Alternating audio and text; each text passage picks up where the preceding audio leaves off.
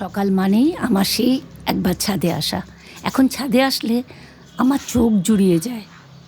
প্রথমেই যে কথাটা বলিনি, আমার শরীর গলা দুটোই পারমিট করছে না, একটু মানিয়ে নেবেন। কথা দিচ্ছি আপনাদের চোখও জুড়িয়ে যাবে। ঠিক বলছি কি না একবার দেখুন। একটা কথা আছে না, মর্নিং শোজ দ্য ডে। তাই এই রং বেরঙের ফুলের গুচ্ছ দিয়ে আমার সব বন্ধুদের জানাই ভালো থাকার শুভেচ্ছা।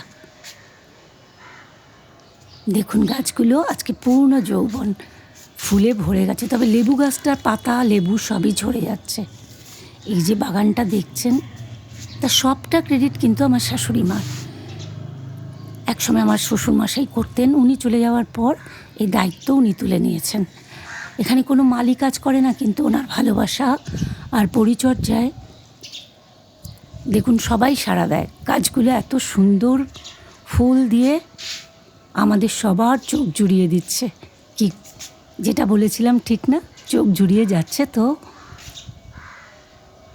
অনেক পরিশ্রম করেন উনি সারাদিন এই গাছের পেছনে।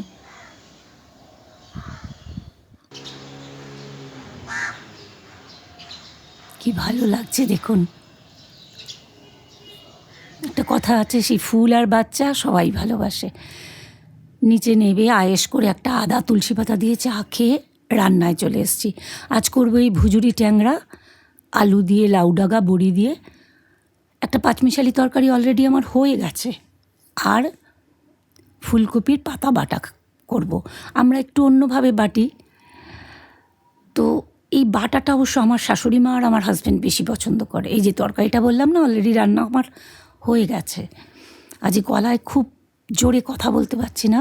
কথা বললে দেখছি মাথা, গলার এই কণ্ঠনালীটায় খুব ব্যথা করছে। আচ্ছা, যে কথাটা বলি, রোজই ভাবেন এই বটিটা কি? এইটা না আমার বসে কাজ করতে খুব কষ্ট। আবার আমি চাকুতেও কাজ করতে পারি না, এত গুণধর। তাই আমার শ্বশুরমশাই এটা আমাকে করে দিয়ে গেছিলেন। বলে যে স্মৃতি থেকে যায়। আজ উনি নেই ঠিকই, কিন্তু প্রতি মুহূর্তে মনে পড়ে যে এটা আমার কত উপকার।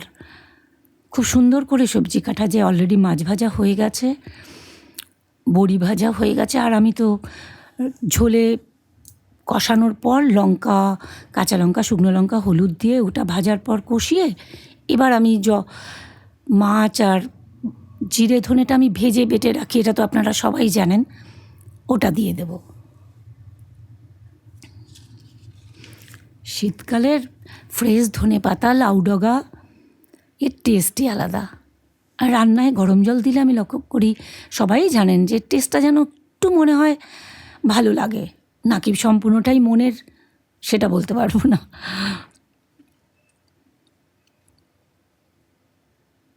মাছের ঝোল হয়ে গেছে।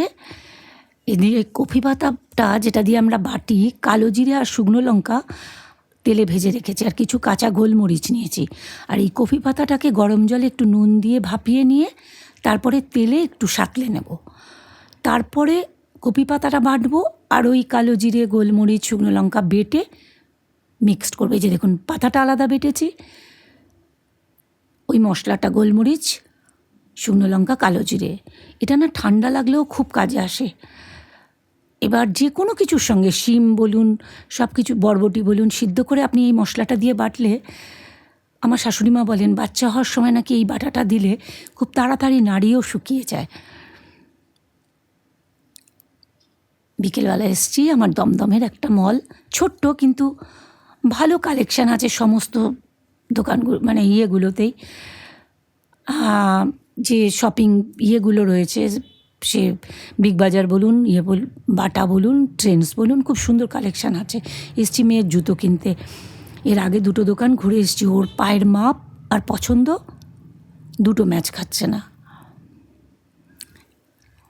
এখন এই যে মল কালচার ভালো লাগে, নিশ্চয়ই ভালো লাগে। আমাদের জন্য তো আরও ভালো, এক ছাদের তলায় সব কিছু পেয়ে যাই, হাঁটতে হয় না, এসকেলেটারে উঠে যাই। কিন্তু আমার কিন্তু মাঝে মধ্যে না সেই দিনটা মনে পড়ে যে বাবার সঙ্গে জামা কিনতে যেতাম, কি মার সঙ্গে জামা কিনতে যেতাম, কি জুতো কিনতে যেতাম। দোকান মালিক বলতো, মামুনি এই জামাটা নাও, ভালো লাগবে, তোমাকে সবই মানায়। মনে হয় এই অভিজ্ঞতা আমাদের অনেকেরই আছে। সেই আন্তরিকতা কিন্তু এখন আর পাই না। এখন 3টে 4টে জামা কাপড় নিয়ে ঢুকে যাই, পড়ে দেখি, কেউ হয়তো নেয়ই না, সেলফি তুলে ছবি পাঠায়। সেই সাহিত্যিক লীলা মজুমদারের একটা কথা আছে না, বয়স যত বাড়ে ছেলেবেলা তত কাছে এগিয়ে আসে।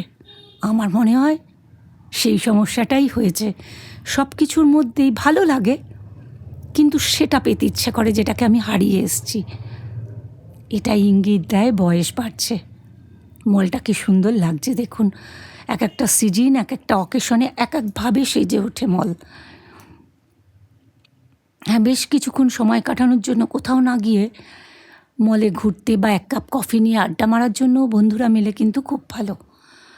যাই হোক, ফুড কোর্টে চলে এসেছি। আমাদের দুজনেরই পছন্দ কফি, আমার পছন্দ ফিশ ফ্রাই, ওর পছন্দ চাউমিন।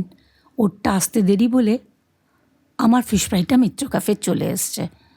এটা ভাববেন না যে আমি একা খেয়েছি, মেয়ে কিন্তু একটু ভাগ বসিয়েছে। ওটা শেষ হতে হতেই এই চাউমিনটা এসছে। চাউমিনটা আমি খুব একটা খাই না, তাও 2 চামচ খেয়েছি, বেশ ভালো, সস ছাড়া ভালো টেস্ট। মেয়ের তো রাতের ডিনার এখানেই হয়ে গেল। রাত 10টা বাড়ি এসছি। নিচের যে বৌদির সঙ্গে হাঁটি আপনারা চেনেন, বৌদি বলেই রেখেছিল আজকে বৌদির চাঁদ পুজো। আর চাঁদ জানেন তো প্রতিবারই দেখি, জানে আজকে তার ডিমান্ড অনেক বেশি, তাই অনেক দেরি করে ওঠে। বৌদি চাঁদকে পুজো করছে, আর আমি আপনাদের সবাইকে জানাচ্ছি শুভরাত্রি। এতক্ষণ ধরে আমার এই ভাঙা গলায় আমার ভিডিও যারা দেখছেন তাদের সবাইকে জানাই অন্তর থেকে ভালোবাসা। আশা করি একটা লাইক নিশ্চয়ই দিয়ে দিয়েছেন। সবাই ভালো থাকবেন। দেখছেন তো ওয়েদার চেঞ্জে এই ঠান্ডা গরমের পারদে আমার গলার কী অবস্থা। সুস্থ থাকবেন, আবার দেখা হবে আরেকটি নতুন কোনো দিনে, নতুন কোনো সময়। বৌদি পুজো করছে, আমিও দেখি, আপনারাও দেখেন।